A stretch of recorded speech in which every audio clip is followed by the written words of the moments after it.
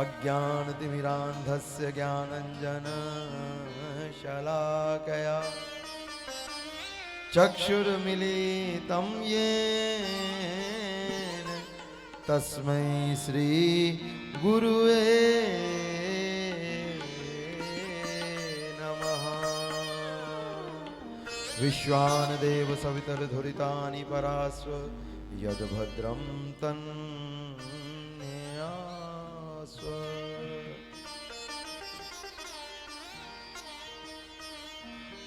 लोकाभिरामं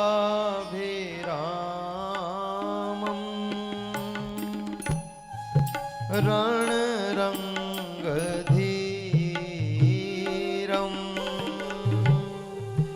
राजीवनेत्रं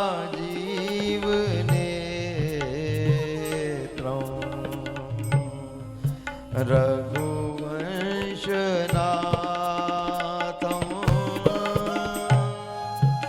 कारुण्यरूपं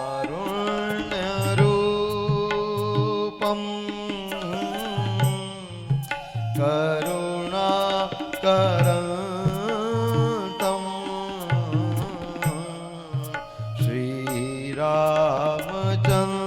श्रीरामचन्द्रं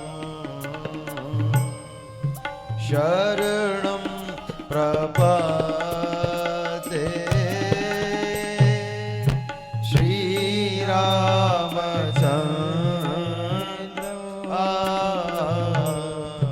शरणं प्रपद्ये। कर्पूरगौरं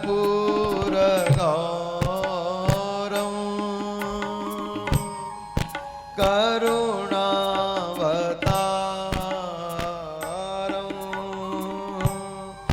संसारसारं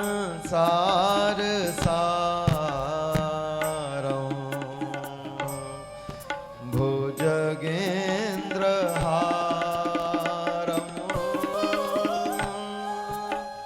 सदा वसन्तं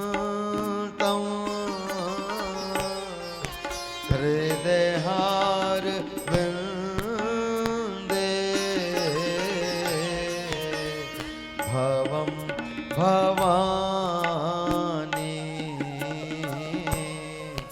सहितं नमामि। भवं भवानी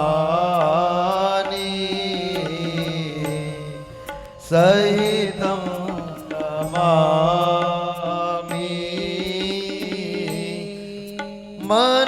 मनोजवं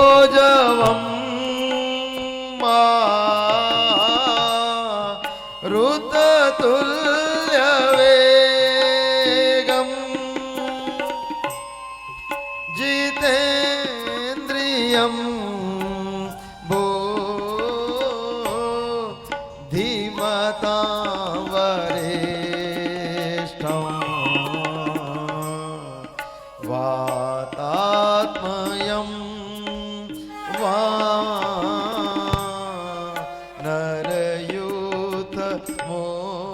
वानरयूथमुख्यं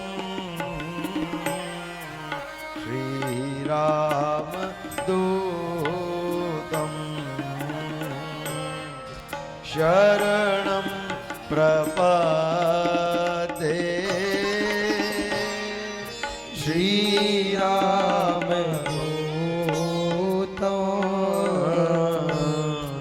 शरणं प्रपद्ये। श्रीरामदूतं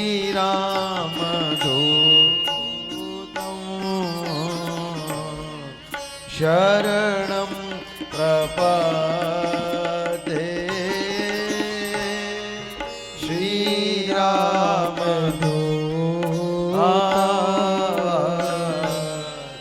शरणं प्रपद्ये।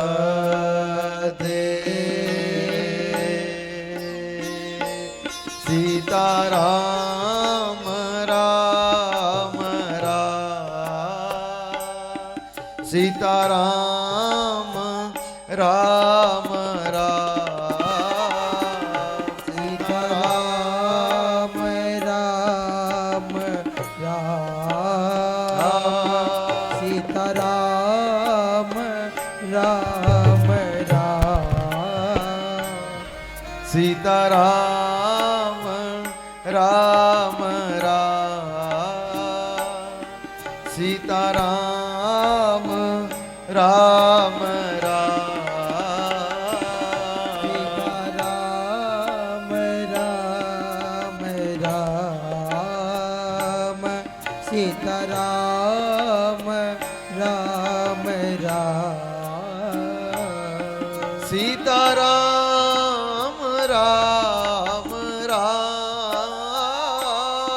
सीता राम राम सीता राम राम हो सीता राम राम सीता राम राम सीता राम राम सीता राम राम सीता राम राम सीता राम राम सीता राम राम सीता राम राम सीता राम राम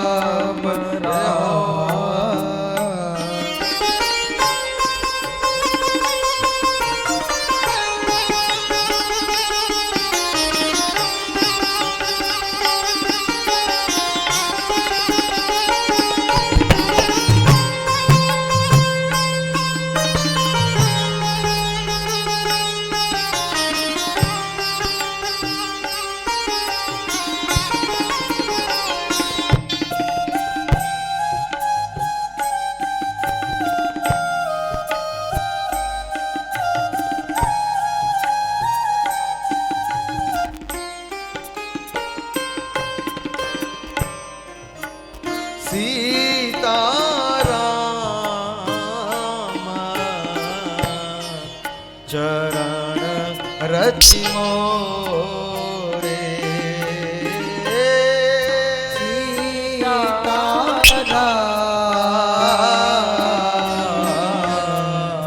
चरण रति मोरे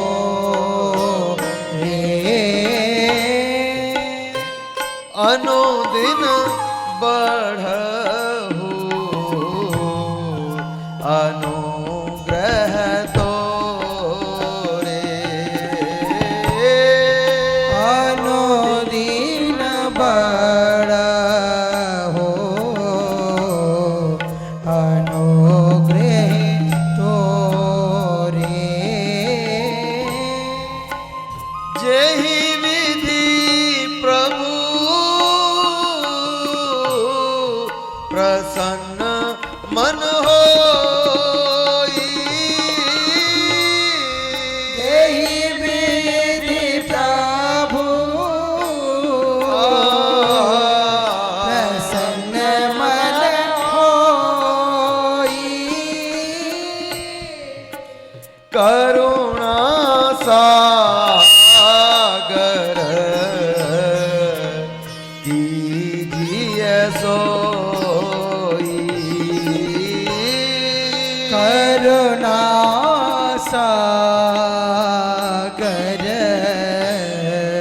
कीजिए सोई जेहि विधि होहि नाथ हित मोरा यही विधि होई नाथ हित मोरा करहु सो बेगी दास मैं तोरा करहो सो बेग दासमय तो हाँ कर हूँ सो बेगी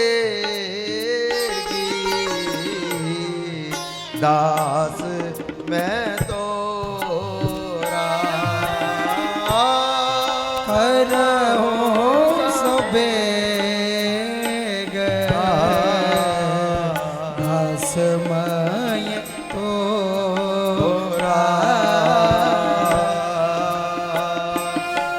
सीताराम राम राम सीताराम राम राम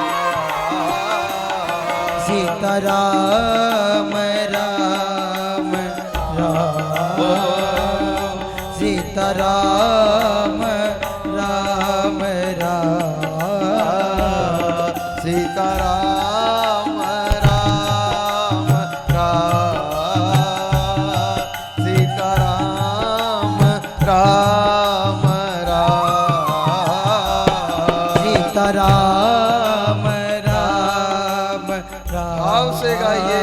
राम सीताराम राम राम सीताराम राम राम सीताराम राम राम सीताराम राम राम सीताराम राम राम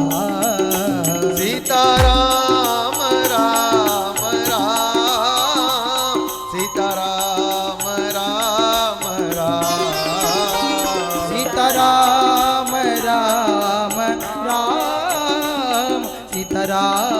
राम राम सीताराम राम राम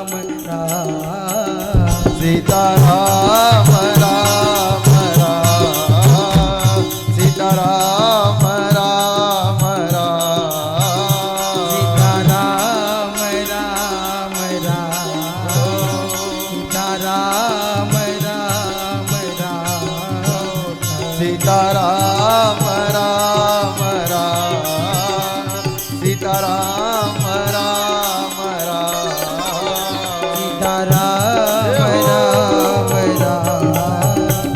राम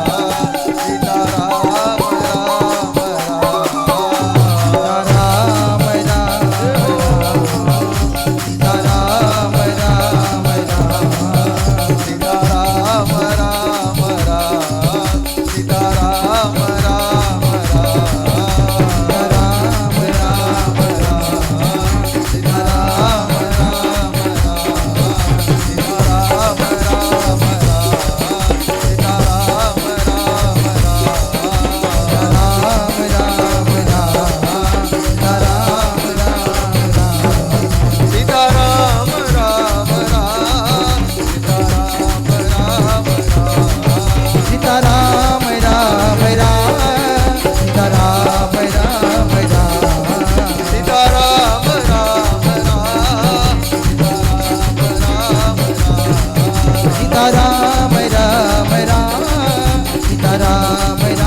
राम सीताराम राम राम सीताराम राम राम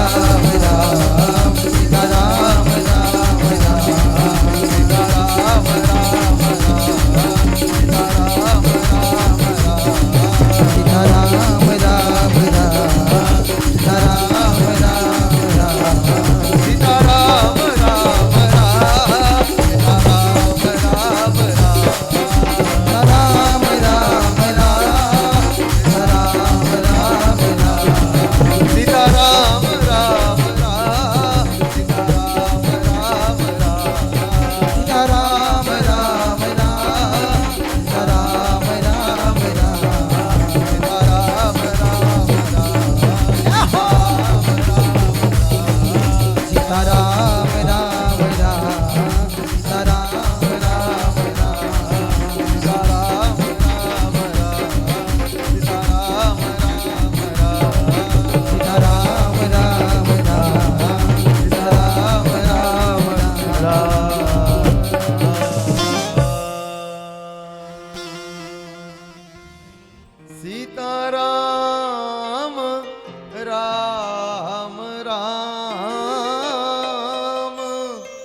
सीताराम राम राम सीताराम राम राम सीताराम राम राम सीताराम राम राम सीताराम राम राम सीताराम राम राम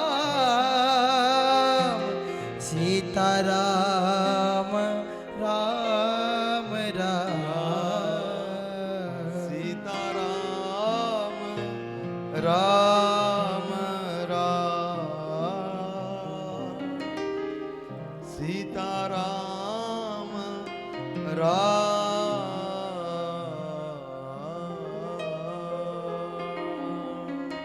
कहिए पतित पावन राजाधिराज साहब बहादुर सरकार श्री सीताराम नाम महाराज जगी जय कहिए पतित पावन राजाधिराज साहब बहादुर सरकार श्री सीताराम नाम महाराज की जय।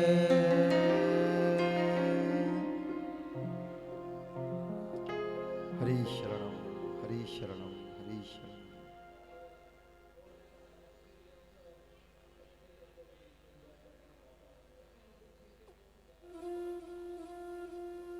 श्री ठाकुर जी की महती कृपा करुणा से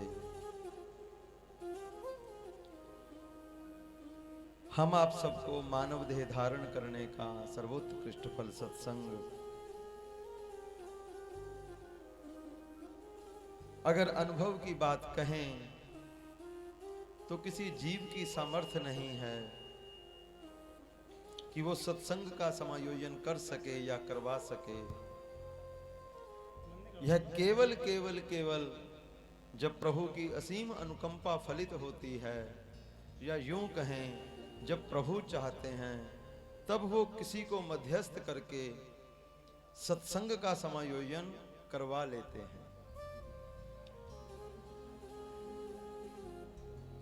ठाकुर जी की अगर कृपा का अनुभव और उस अनुभव के अंतर्गत उस भाव का दर्शन किया जावे तो ऐसा ही अनुभव जान पड़ता है कि इस बरही क्षेत्र के जो श्री विजयनाथ धाम के श्री भूत भावन भगवान शंकर हैं और उसके साथ साथ इस परिसर के श्री राघवेंद्र सरकार श्री राम मंदिर में जो विराजित हैं उनके हृदय का ही अद्वितीय भाव जिसके चलते हुए हमारे परम आदरणीय परम श्रद्धेय श्री राम दिनेश दास नागा बाबा जी महाराज के हृदय में सत्संग के समायोजन का भाव ठाकुर जी ने उस स्वरूप में प्रकट कर दिया। क्योंकि महाराज जी गोस्वामी जी कहते हैं गति की रति मति भूति भलाई जब जेहि जतन जहां जेहि पाई सो जान्यो सत्संग प्रभाव लोकहूँ वेद न आन उपाय। पांच तत्व जो हैं वो जीव के पुरुषार्थ के अंतर्गत नहीं हैं, वो केवल और केवल केवल और केवल सत्य संग प्रभु की कृपा से ही संभव हो सकते हैं। कौन कौन से? गति, कीरति, मति, भूति, भलाई। यह जो पांच तत्व हैं सत्संग के माध्यम से ना जाने किस किस का ठाकुर जी उद्धार चाहते हैं, किस किस के जीवन में परिवर्तन चाहते हैं। तो यह किसी जीव की सामर्थ्य नहीं है कि वो सत्संग का समायोजन कर सके या करवा सके। यह केवल केवल केवल प्रभु की निज इच्छा के अंतर्गत ही है। जब सत्संग प्रभु चाहते हैं तभी सत्संग का समायोजन, और उसमें भी भक्तमाल का समायोजन। बलिहारी बलिहारी बलिहारी, क्योंकि भक्तमाल के तो मूल श्रोता ही प्रभु हैं। जिस प्रकार से श्रीमद् भागवत के श्रोता स्वरूप में हम परीक्षित जी का स्मरण करते हैं, श्री मानस जी के श्रोता स्वरूप में अनंत बलवंत राम नाम रसिया श्री हनुमत सरकार का स्मरण करते हैं, लेकिन भक्तमाल के जो मूल श्रोता हैं, इसीलिए हम मंगलाचरण में गान करते हैं। हरि जो आए विराजिए कथा रसिक हरिदास, तुम श्रोता भक्तमाल के तव पद रज हमदास। आपको एक और बहुत अंदर की बात बतावें महाराज जी, जो श्रोता होगा तो निश्चित रूप से कथा आपके पंडाल में श्रोता का आसन होगा।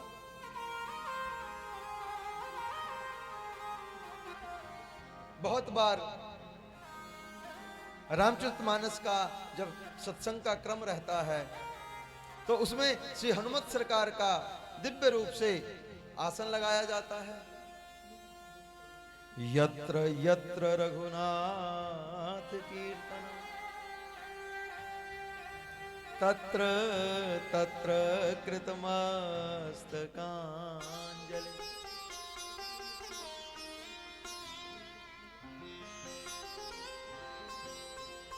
जहां जहां पर मेरे रघुनाथ जी की दिव्य कीर्ति का गान होता है, यत्र यत्र रघुनाथ कीर्तनम,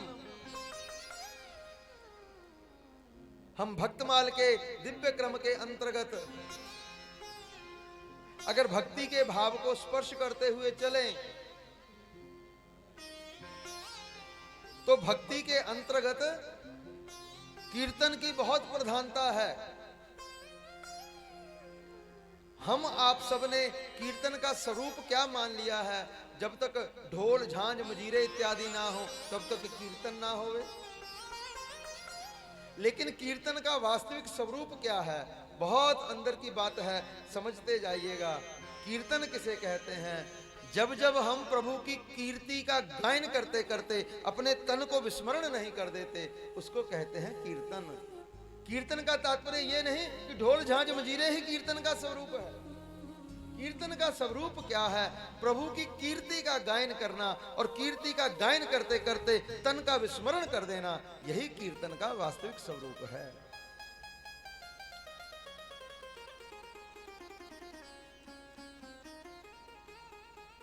अब यंत्र माध्यम से यह कथा जो है वो जन जन तक पहुंच रही है। कुछ शब्दों का आजकल दुर्भाग्य चल रहा है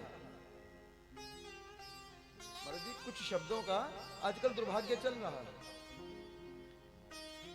एक दुर्भाग्य तो चल रहा है योग शब्द का।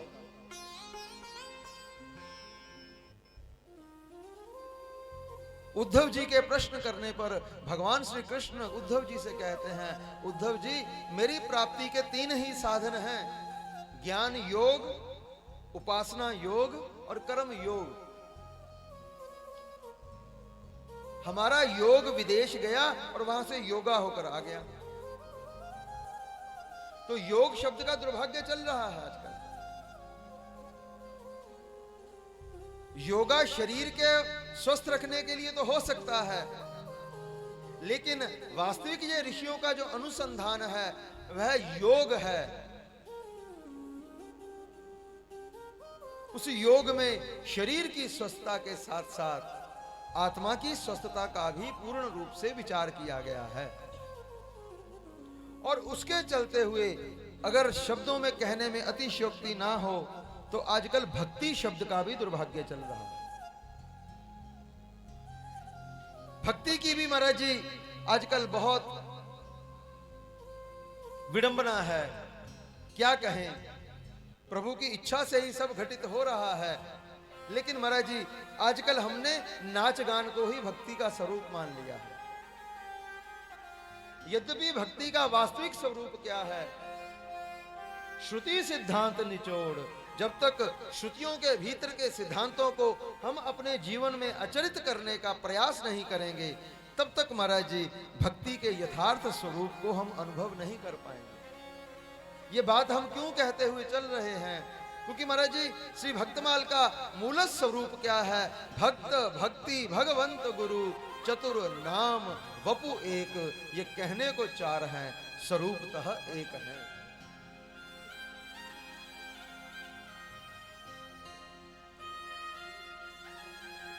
हम भक्तमाल की कथा में कुछ और आगे बढ़ें। भक्तमाल के स्वरूप को समझने का प्रयास कीजिएगा। भक्तमाल हमें क्यों श्रवण करनी है?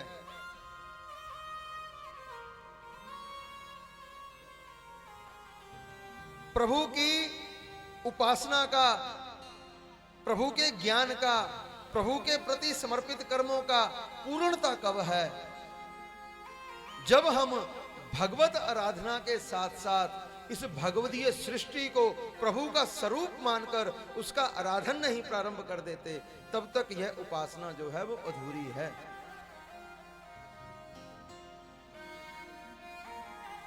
एक गृहिणी जब एक नवविवाहिता जो बहू है वो घर में आवे, घर में आकर वो कहे मैं तो केवल अपने पति से संबंध रखूंगी क्योंकि मैं पति से ब्याह कर आई हूं, जितने उसके अन्यत्र संबंधी हैं उनसे मुझे क्या लेना देना। तो उसका महाराज जी जो पतिव्रत, जो पातिव्रत धर्म है वो अधूरा है। पकड़िएगा बात को प्लीज, ना जाने फिर कब विशुद्ध सत्संग का संयोग बने। नवविवाहिता वधू के पातिव्रत्य धर्म की पूर्णता कब है? जो पति का स्मरण और पति का चिंतन करती हुई पति के समस्त संबंधों का सम आदर करती है और उनकी सेवा करती है।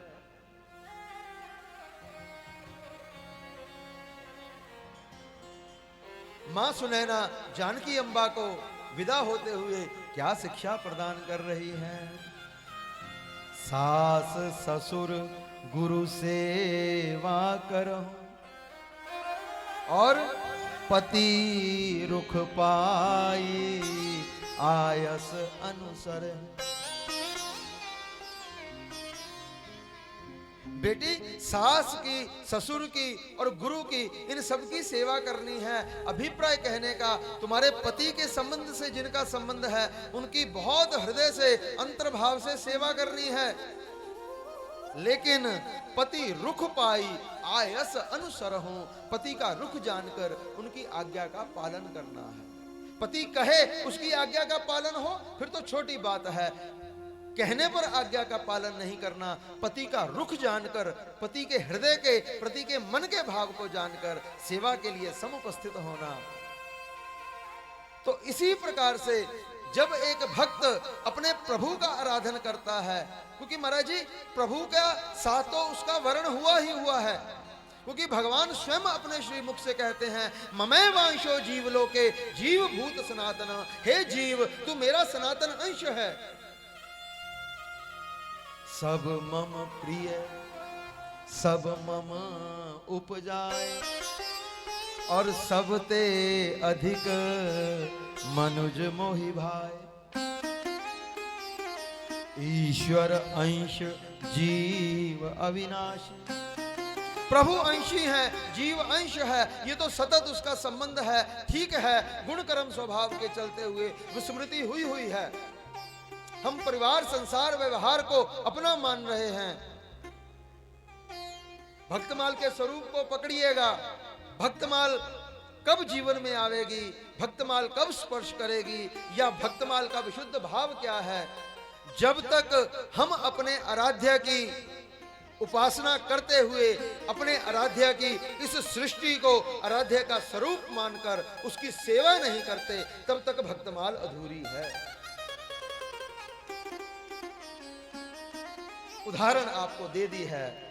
जैसे गृहिणी अपने पति के साथ संबंध होते हुए समस्त संबंधों की सेवा करती है और उसी से पति की प्रसन्नता है, इसी प्रकार से प्रभु की आराधना करते हुए प्रभु के जितने जन हैं जिसको प्रभु ने अपना मान लिया है, कहें महाराज जी इस सृष्टि में कौन सा ऐसा तत्व है, जड़ चेतन जग जीव जुत सकल राम मैं जान, बंदों तिनके पद कमल सदा जोरी जुग पान। भक्ति के स्वरूप को पकड़िएगा, क्योंकि भक्त का आधार क्या है, हमने भक्तमाल क्यों श्रवण करनी है, हम नहीं समझ पा रहे हैं कि आप हमारी बात को कितना पकड़ रहे हैं या नहीं पकड़ रहे हैं। अभी आपका अगर हम अपने भाव से शब्द कहें, आपका टेस्ट क्या है अभी हमें मालूम नहीं है। आप कैसे सत्संग को सुनने के अभ्यास है आपका, लेकिन उसके चलते हुए भी फिर भी हम प्रयास करेंगे, अपने भाव को आपके हृदय तक पहुंचाने का प्रयास करेंगे।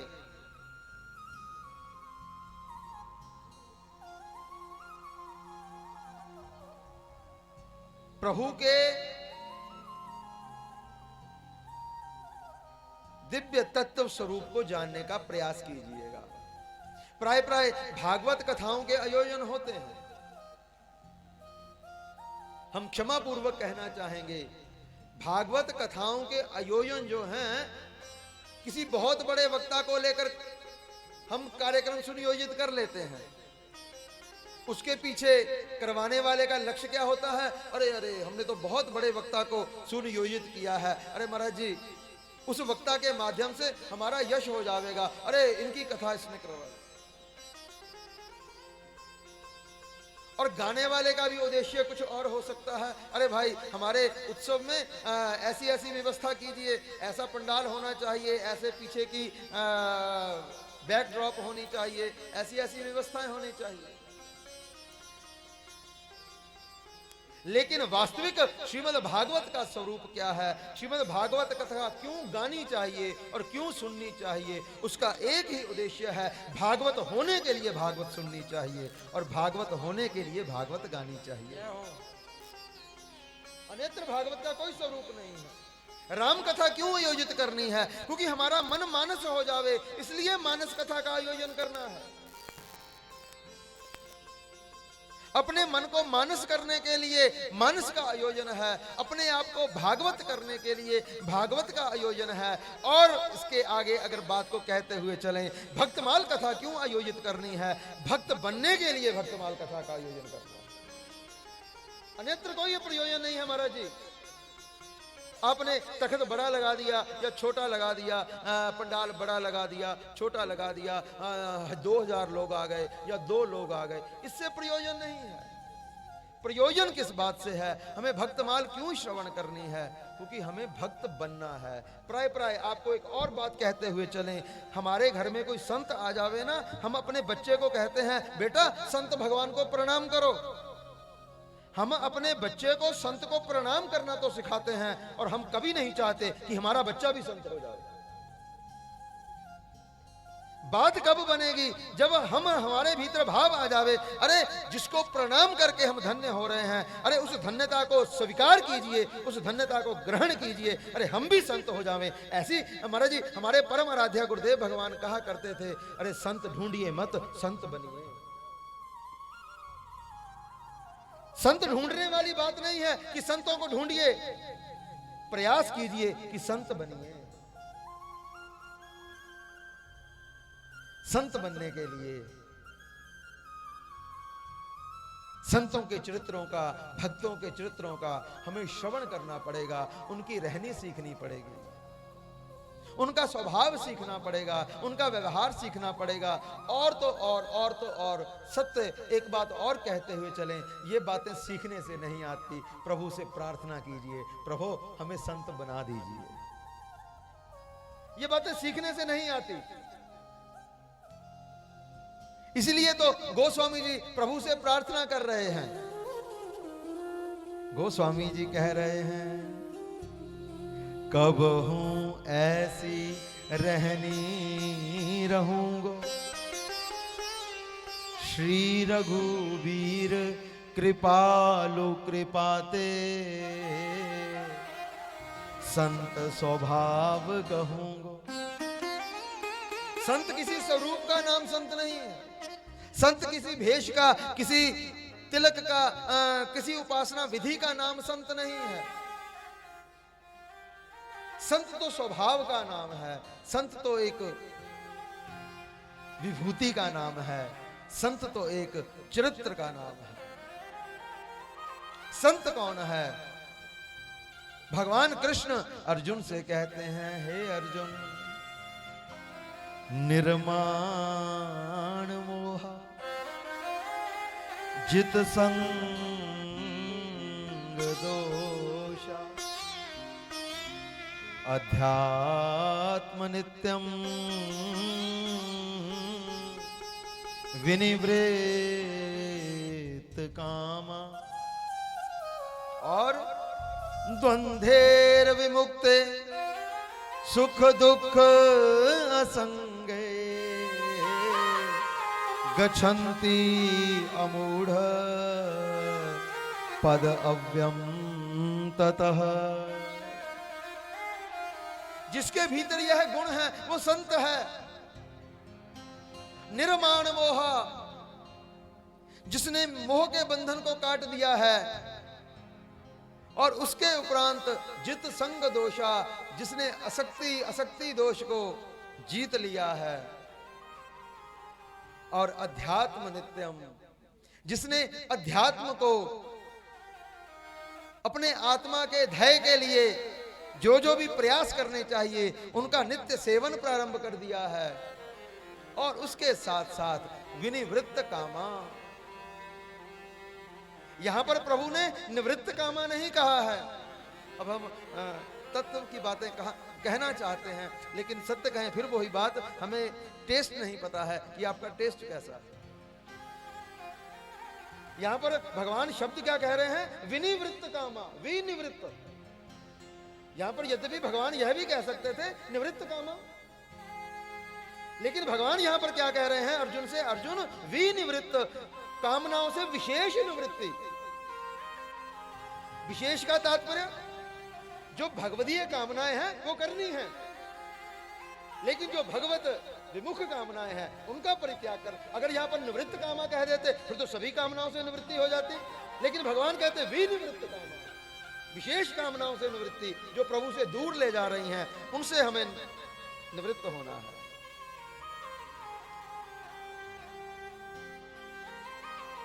और द्वंद्वेर विमुक्त है। जब तक बुद्धि में द्वंद्व बना हुआ है, बस ये बहुत बड़ी कसौटी है, ये बहुत बड़ी अध्यात्म की कसौटी है।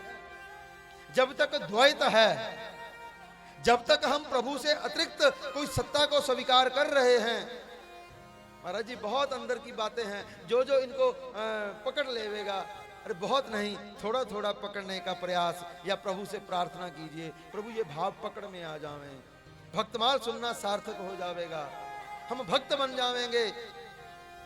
द्वंद्वेर विमुक्तः, जब तक प्रभु के अतिरिक्त कोई सत्ता हमें दिखाई पड़ रही है, तब तक मानिए हमारा अध्यात्म पथ जो है अभी तक स्पष्ट नहीं है। इस सृष्टि में और कोई सत्ता नहीं विहार कर रही, केवल एक ही सत्ता विहार कर रही है।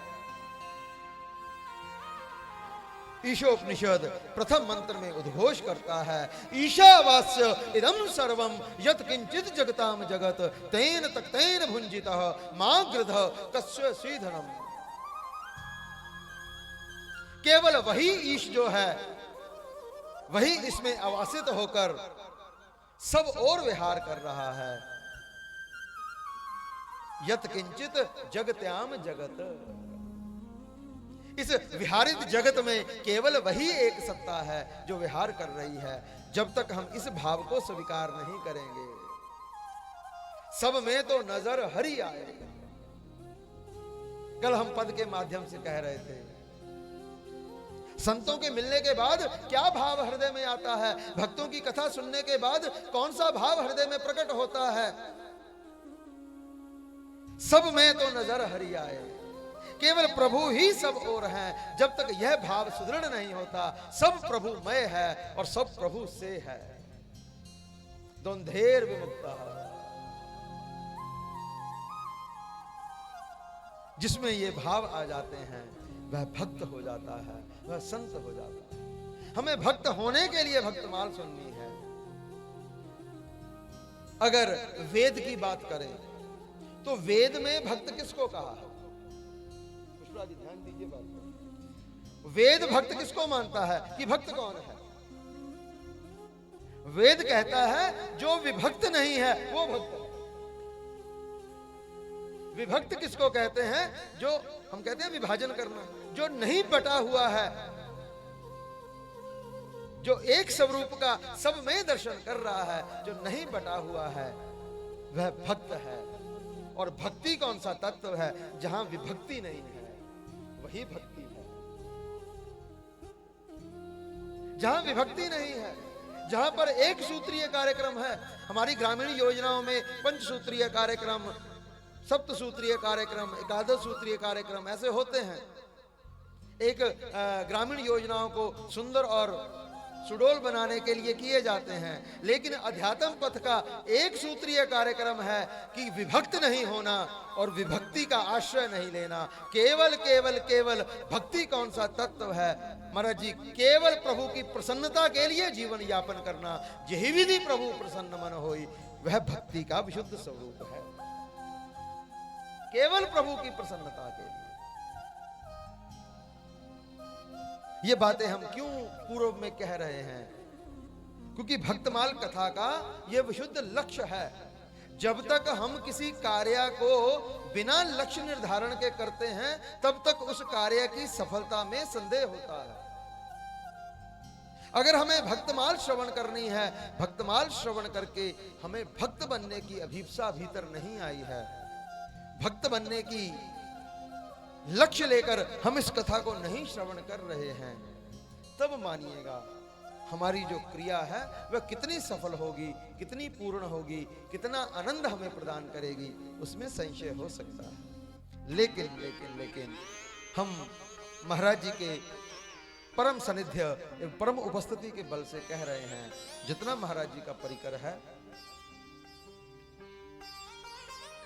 वह विशुद्ध विशुद्ध रूप से इन भावों को ग्रहण करके निश्चित अपने जीवन में परिवर्तन लाने का या अपने जीवन को भक्ति युक्त करने का और स्वयं में भक्त बनने का लक्ष्य लेकर इस पथ पर, इस कथा यात्रा में हम आगे बढ़ेंगे।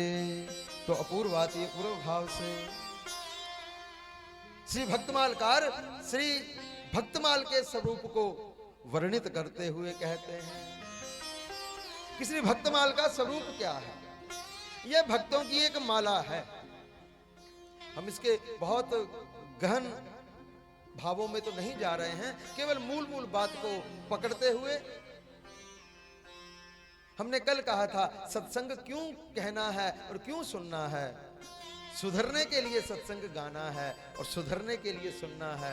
और बार बार क्यों सुनना है? कि हम सुधरे रहें इसलिए गाना है और सुधरे रहें इसलिए सुनना है।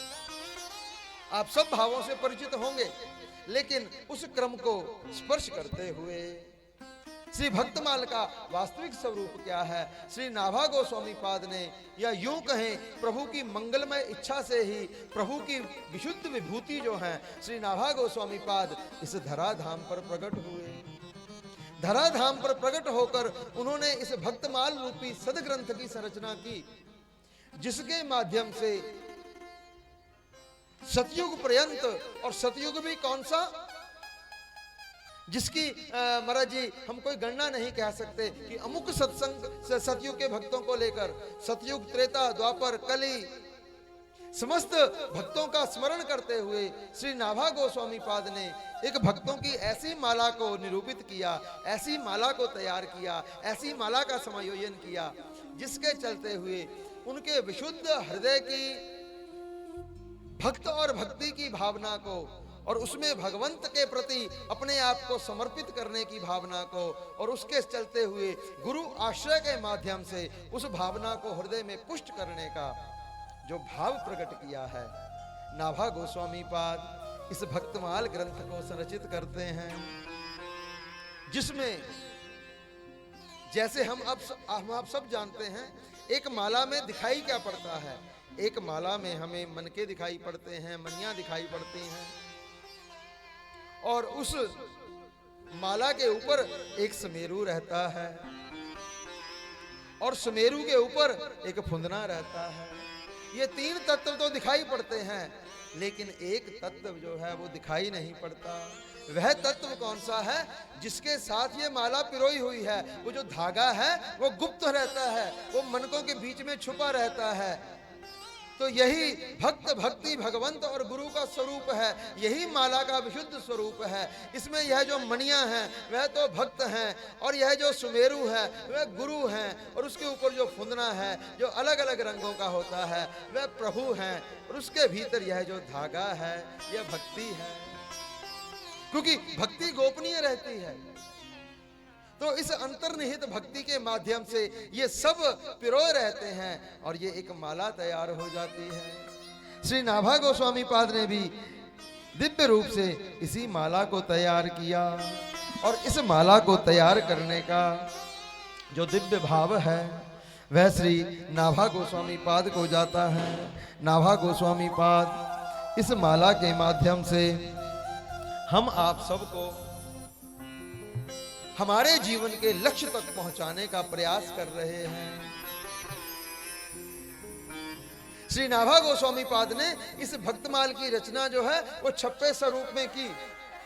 6-6 पंक्तियों के उन भावों में भक्तों के दिव्य गुह्यतम रहस्यों को श्री नाभा गोस्वामी पाद ने परोया, और उसके 100 वर्ष उपरांत श्री नाभा गोस्वामी पाद ने गौड़िया आचार्य श्री प्रियादास जी को, जो श्री मनोहर दास जी के शिष्य हैं, उनको आज्ञा प्रदान की कि आप इसका विस्तार कीजिए। फिर श्री प्रियादास जी ने प्रिया रस बोधनी टीका करके इसका विस्तार किया। यद्यपि और भी कुछ टीकाएं हैं, लेकिन मूल रूप से श्री प्रियादास जी की टीका जो है वो परम प्रमाणित है। श्री प्रियादास जी उस टीका में अपने प्रेरणा स्रोत श्री नाभा गोस्वामी पाद के दिव्य चरित्र को बखान करते हुए कहते हैं, क्या कहते हैं? जिनकी कृपा से हमें ये भक्तमाल ग्रंथ प्राप्त हुआ है,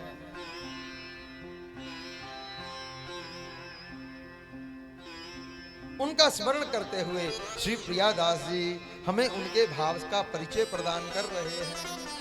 आज उस परिचय को आप श्रवण कीजिएगा बहुत दत्तचित्त होकर। हम श्री नाभा गोस्वामी पाद के दिव्य चरित्र का स्मरण करें। उससे पूर्व कुछ क्षण के लिए भगवत नाम का आश्रय लेकर उस भाव में प्रणित होते हैं। सीताराम जय सीताराम, सीताराम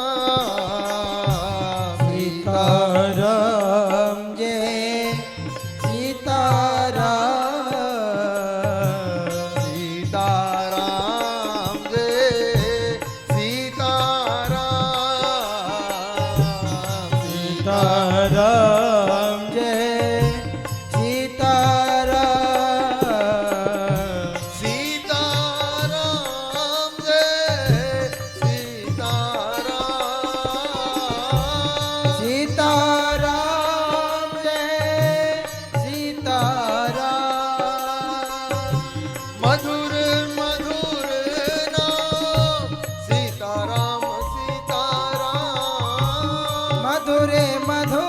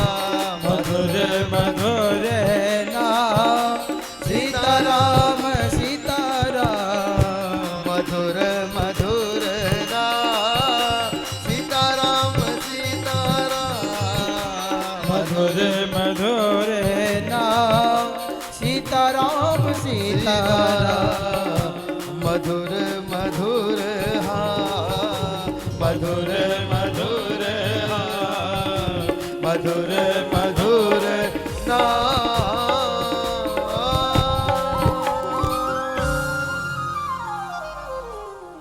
कहिए श्री सीताराम नाम महाराज की जय जय। श्री प्रियादास जी दिव्य रूप से श्री भक्त मालकार श्री नाभा गोस्वामी पाद का परिचय प्रदान करते हुए दत्त चित्त भाव चित्त होकर श्री नाभा गोस्वामी पाद के प्रति श्री प्रियादास जी के शब्दों के प्रति अगाध श्रद्धा लेकर उनको हृदय से प्रणति करते हुए कि आज ऐसा संयोग समुपस्थित हुआ है श्री राम मंदिर के आराध्य ठाकुर की परम पावन सन्निधि में, हमें श्री भक्तमालकार नाभा गोस्वामी पाद के दिव्य भाव का गान और श्रवण करने का संयोग सोअवसर प्राप्त हो रहा है।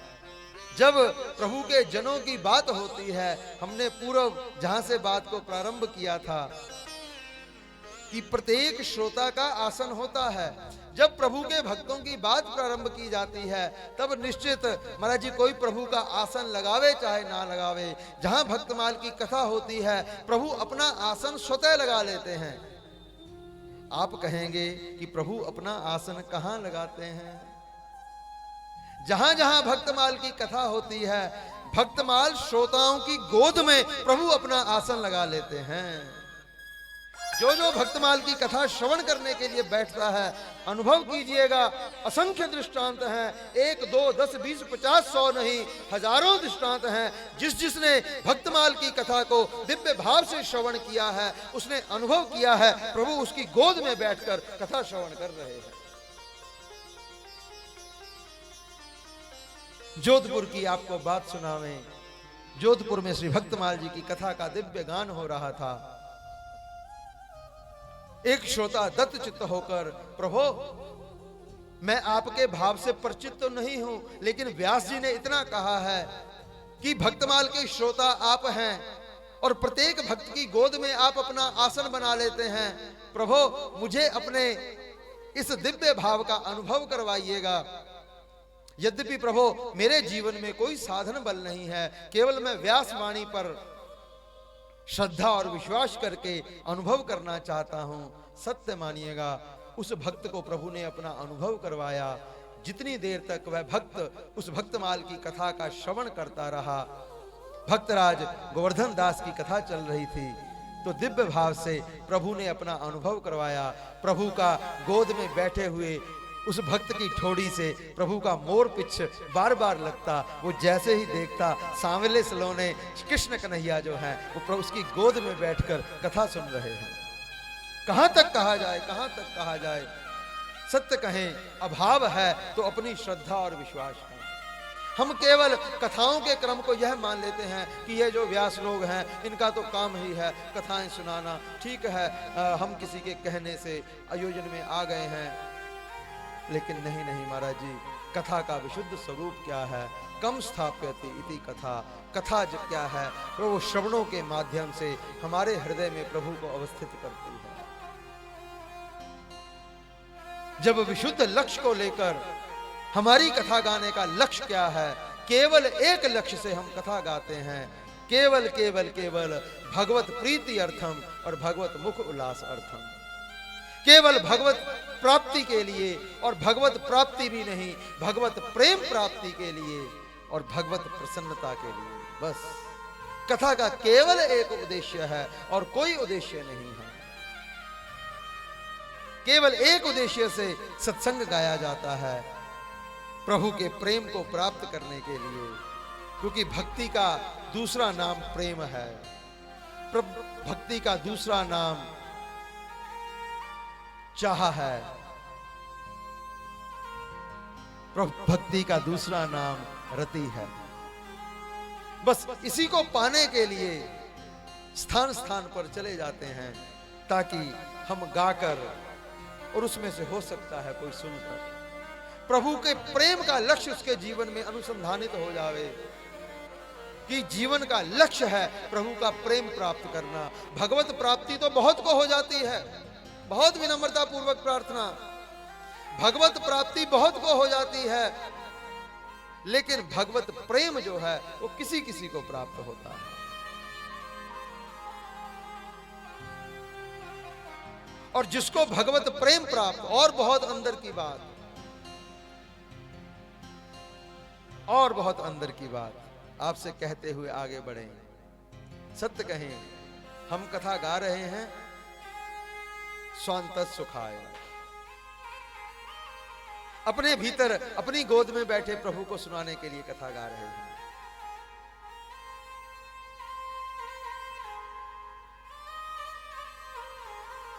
भगवत प्रेम प्राप्ति का, भगवत प्रभु में प्रेम हो जाने का विशुद्ध विशुद्ध लक्षण क्या है, उस लक्षण को जानिएगा। जब प्रभु से प्रेम होता है तो महाराज जी उसका परिचय भी तो कोई होगा कि हमारा प्रभु से प्रेम हो गया। प्रभु से प्रेम होने का परिचय क्या है? प्रभु के जनों में प्रेम हो जाना, यह प्रभु से प्रेम का परिचय है। अब आप अपने जीवन को, अपने भाव को अपनी कसौटी पर कस के देखिएगा, हमारा प्रभु के जनों में कितना प्रेम हो रहा है। इस बात का परिचय जब भरतलाल जी तीर्थराज प्रयाग में पहुंचे हैं, तब महाराज जी श्री भरद्वाज जी कहते हैं,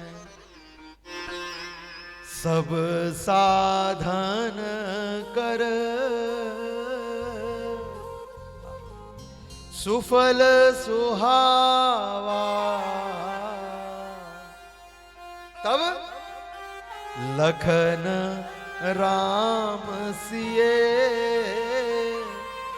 दर्शन पावा। हे श्री भरतलाल जी, मैंने जितने जीवन में साधन किए थे, श्री भरद्वाज जी भरतलाल जी के सामने अपनी भाव व्यथा को व्यक्त कर रहे हैं। गोस्वामी जी की चौपाई के माध्यम से इसको जरा खंगालिएगा, इसको की जरा अनुसंधान कीजिएगा इस चौपाई का। हमारे जीवन के जितने भी साधन हैं वो हमें भगवत साक्षात्कार तक तो ले जा सकते हैं। सब साधन कर सुफल सुहावा, तब क्या हुआ? लखन राम सिए दर्शन पावा। महाराज जी ध्यान दीजिएगा बात पर, यहां पर गोस्वामी जी क्या कह रहे हैं? लखन राम सिए दर्शन पावा। यहां पर यह भी कह सकते थे राम लखन सिए दर्शन पावा, लेकिन लखन राम सिए क्यों कहा?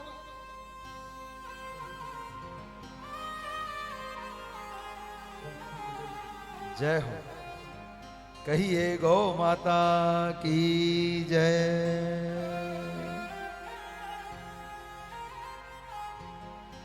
सत्य कहें, हमने अभी अभी आपसे भगवत प्रेम का परिचय कहा। महाराज जी बहुत ध्यान दीजिए, पुष्टि हो गई बात की। हमने अभी आपसे भगवत प्रेम का परिचय कहा कि जिसके जीवन में भगवत प्रेम आ गया है उसका हमें प्रमाण कैसे मिले, परिचय कैसे प्राप्त होवे कि प्रभु के जनों में प्रेम हो जावे। और उसके साथ साथ जो बात हम कहने को चूक गए थे, छूट गई थी, महाराज जी जब हमारी गो में प्रीति हो जावे और प्रभु के जनों में प्रीति हो जावे, तब मानिएगा हमारा भगवत प्रेम पुष्ट हो। गाय में प्रेम हो जाना और प्रभु के जनों में प्रेम हो जाना, क्योंकि गाय भी प्रभु की विशुद्ध विभूति है और प्रभु के जन भी प्रभु की विशुद्ध विभूति है। विश्वस्य मात्र गावा। तो अपूर्वाति पूर्व भाव से अब यहां पर भरद्वाज जी कह रहे हैं लखन राम सिय दर्शन पावा। राम लखन सिय दर्शन पावा क्यों नहीं कहा?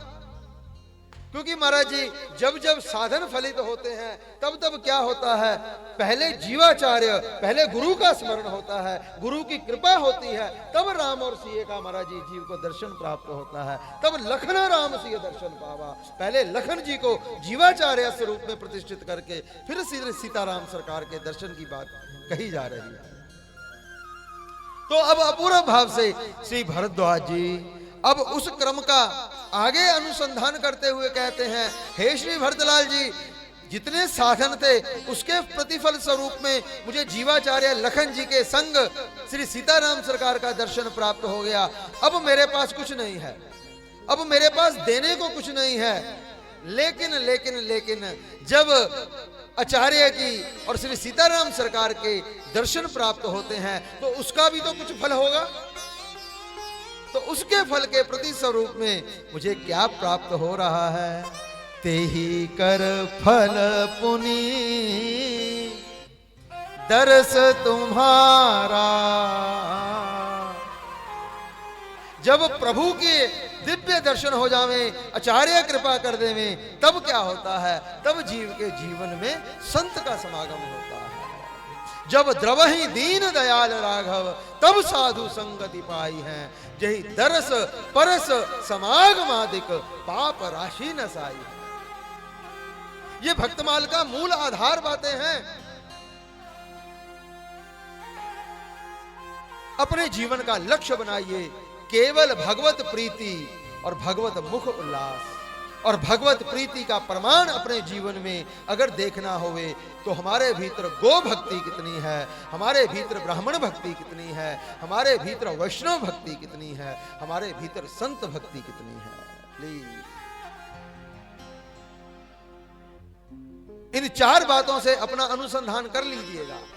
गो भक्ति, ब्राह्मण भक्ति, वैष्णव भक्ति और संत भक्ति।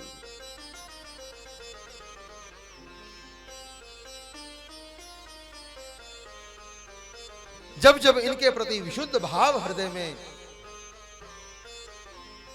प्रकट होवे कि जीवन में कौन संयोग बने हमारे से गाय सेवा हो जावे, कौन संयोग बने हमसे ब्राह्मण वैष्णव संत सेवा हो जावे, तब तब मानिएगा प्रभु हमारे किए हुए साधन को स्वीकार कर रहे हैं। सोमवार को शंकर पर जल चढ़ाना, मंगलवार को हनुमान जी पर सिंदूर चढ़ाना, बुधवार को अन्यत्र पूजा अर्चन करना, वीरवार को केले का पूजन करना, इत्यादि इत्यादि इत्यादि सब करिए, ठीक है, बहुत अच्छी बात है, सब कीजिए, बहुत अच्छी बात है। लेकिन लेकिन लेकिन इन सब का प्रमाण जब तक हमारे भीतर गो ब्राह्मण वैष्णव और संत सेवा नहीं प्रकट होती, तब तब मानिएगा प्रभु हमारे किए हुए साधन को स्वीकार नहीं कर रहे हैं। बहुत स्पष्ट कहते हुए चलें आपसे।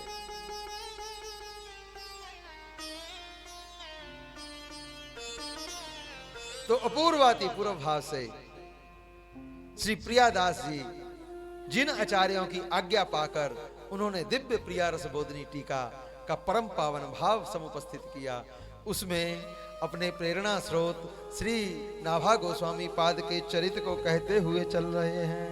क्या कह रहे हैं? हनुमान वंश ही में जन्म प्रशंस जाको, भयो दृगहीन सो नवीन बात धारिए। सीधे सीधे शब्द हैं लेकिन भाव बहुत गूढ़ है इनके। श्री प्रियादास जी की वाणी यद्यपि पठन करने को और श्रवण करने को तो सीधी हो सकती है, लेकिन भाव बहुत गंभीर हैं, बहुत गंभीर हैं। हम यह अनुमान कर सकते हैं कि हमें इन भावों के पता है, हमने सुने हुए हैं, लेकिन मेरे बाबा तुलसीदास जी ने तो दिव्य भाव से कह दिया, राम कथा जे सुनत अघाही, रस विशेष जाना तिन नाही। अगर कोई कह देवे हाँ मैंने तो बहुत सुना हुआ है, मुझे तो सब पता है, इसका तात्पर्य उसे इस रस का गंभीर्य जो है वो अभी मालूम नहीं है। अभी तो महाराज जी वो ऊपर ऊपर ही है। महाराज जी संसार सागर से तो तैर के पार किया जाता है, लेकिन अध्यात्म सागर में डूब कर पार हुआ जाता है। जितना जितना डूबते रहेंगे, ज्यों ही ज्यों पीवत यार रस को, त्यों त्यों प्यास नहीं। जैसे जैसे इस रस को पीते जाएंगे उतनी उतनी प्यास बढ़ती जाएगी। हम इन चरित्रों को असंख्य बार गा चुके हैं, असंख्य बार पढ़ चुके हैं, लेकिन जैसे ही एक एक शब्द का पठन, श्रवण, स्मरण करते हैं, हृदय रोमांचित हो जाता है। अहो अहो बलिहारी बलिहारी चरित्र सामने प्रकट होने लग जाते हैं, दिखाई पड़ने लग जाते हैं। प्रियादास जी कह रहे हैं, हनुमान वंश ही में जन्म प्रशंस जाको, भयो दृगहीन सो नवीन बात धारी। उम्र वर्ष 5 मान के अकाल आंच, माता बन छोड़ गई विपत्ति विचारिए। तब कील और अग्रता ही डगर दरस दिए,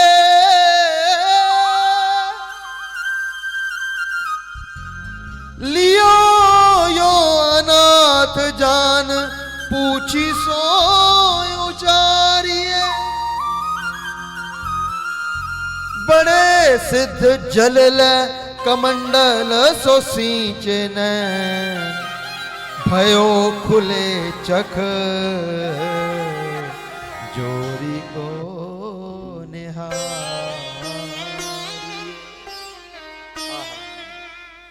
कवित्व में दिव्य रूप से श्री प्रियादास जी श्री नाभा गोस्वामी पाद के दिव्य भाव को दर्शन करवा रहे हैं। दिव्य दर्शन करवाते हुए श्री प्रियादास जी नाभा गोस्वामी पाद का परिचय प्रदान करते हैं। हनुमान वंश ही में जन्म प्रशंस जाके। ऐसा कहने सुनने में प्राप्त होता है या अनुभव में ऐसा जान पड़ता है कि श्री नाभा गोस्वामी पाद कौन है? ये हनुमान वंशी हैं, ये हनुमान वंशी हैं।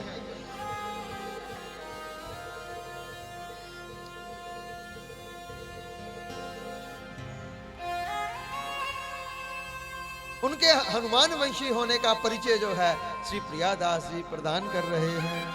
महाराज जी कोई बात नहीं, बहुत बातें करने से या कहने से नहीं होती, ये उनकी इच्छा से होती है।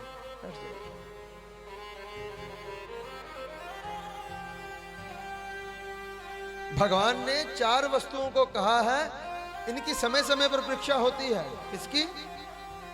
धीरज, धर्म, मित्र, अरुणारी, आपद काल परखी हैं चारी। धर्म से पहले भी किसको कहा गया? धैर्य को, धीरज को। परम बात की बात है, हम कितने धर्मज्ञ हैं, कितना हम भागवत धर्म का अनुष्ठान कर रहे हैं, बात अलग है। धर्म से पहले भी बात क्या है? धैर्य की। हम में धैर्य कितना है? जिसमें धैर्य होगा उसी में धर्म हो सकता है, अन्यथा धर्म की कल्पना नहीं है। महाराज जो बातें अपने करने से या कहने से ना हो सके उसको प्रणाम कर देना चाहिए, वो प्रभु इच्छा है। अब भगवान शंकर ने मां सती को कितना समझाया कि देवी वो प्रभु हैं, तुमने कथा नहीं सुनी इसलिए तुम्हें उनके विशुद्ध तत्व का बोध नहीं हो पाया। वो साक्षात अखिल कोटि ब्रह्मांड नायक हैं, अगुण अनादि अलख अज जोई, और भक्त प्रेम बस सगुण सो होई। लेकिन देवी देवी देवी वो प्रभु हैं, लेकिन देवी बहुत समझाने पर भी लाग ना उर उपदेश, यद्यपि कहो बहु बार शिव। उपदेश नहीं लगा। यद्यपि भगवान कौन है? भगवान शंकर कौन है? भाव ही मेट सके त्रिपुरारी, भावी को मेट सकते हैं, लेकिन क्यों नहीं मेट सके? क्यों भवानी नहीं समझी? क्योंकि हरि इच्छा भावी बलवान, क्योंकि प्रभु की इच्छा है। अगर हमारे प्रयास के अंतर्गत होता तो पहले ही ये बंद हो जाती आवाज।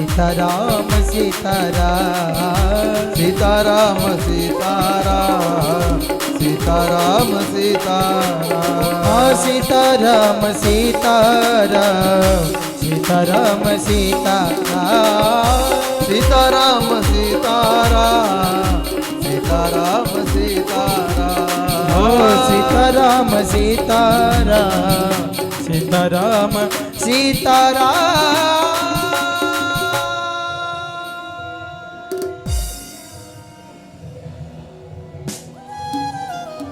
सभी खड़े होकर श्री भक्तमाल जी की आरती का परम पावन भाव को संपादित कीजिएगा।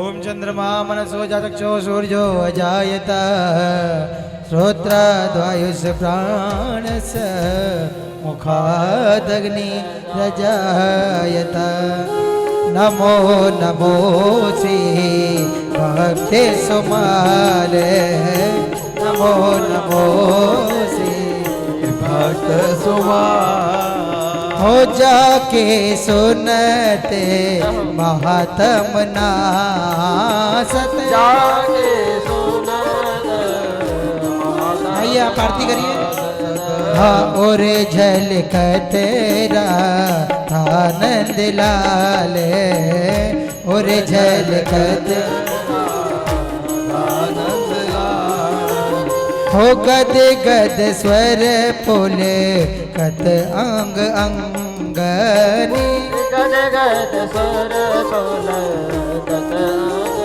अंगनी आलोचन बरसत असुवन जाले लोचन सत असुवन जा हाँ उतरे जाते अभी मान ब्याल बेस उतर जात अभी मान व्याल विष भोले ते जियाए सुरस ते ही काले लेते जिबाए सुरसते ही का हाँ होते प्रतीत होते प्रीत हरि भक्त जनन सो बोध प्रीत हरि भक्त जनन सो होले ते शीघ्र हटे चरण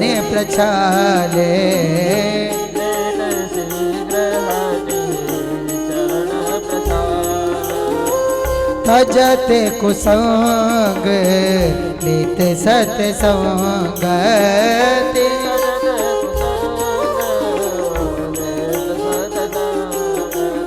और भागे जगत को अद्भुत भाग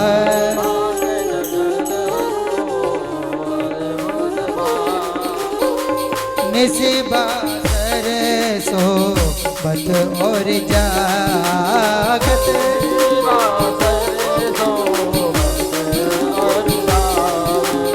और रोम रोम हुए करत निहाल रोम रोम हुए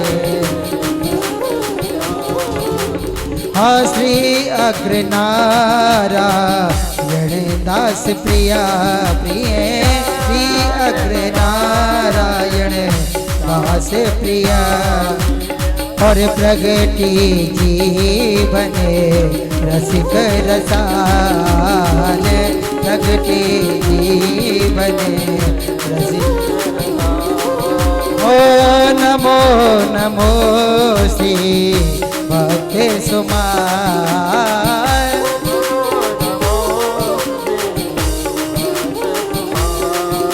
हो कर्पूर गौरम करुणावतारम संसार सारम सदा वसंतम हृदयाल वृंदे त्वमेव माता जगता त्वमेव त्वमेव वेद्या द्रविणं त्वमेव हो सीताराम राम राम सीताराम राम राम सीताराम राम राम सीताराम सीताराम राम राम सीताराम राम राम सीताराम राम सीता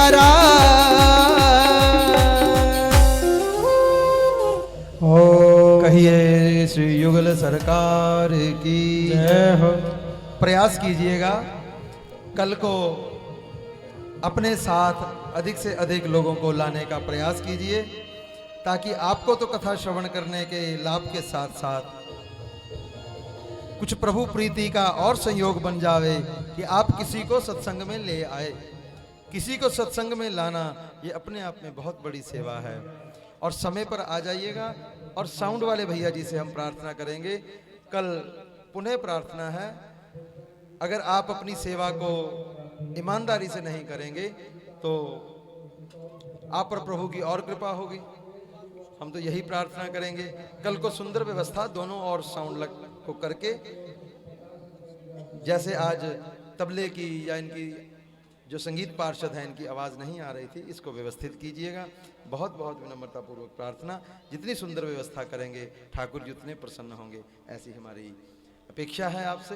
तो कल ठीक समय पर 4 बजे, ताकि कुछ सत्य कहें अभी तक 2 दिन हो गए हैं हमारी गाड़ी गर्म नहीं हुई है, तो उसके लिए आप लोगों को थोड़ा सा पुरुषार्थ, थोड़ा सा अपना दिव्य भाव का दर्शन करवाना पड़ेगा। तो आप समय पर आइएगा, तो ताकि सत्य कहें हम इतनी दूरी से 1500 किलोमीटर से आए हैं, तो हमें यहाँ आने का कुछ लाभ प्राप्त होवे।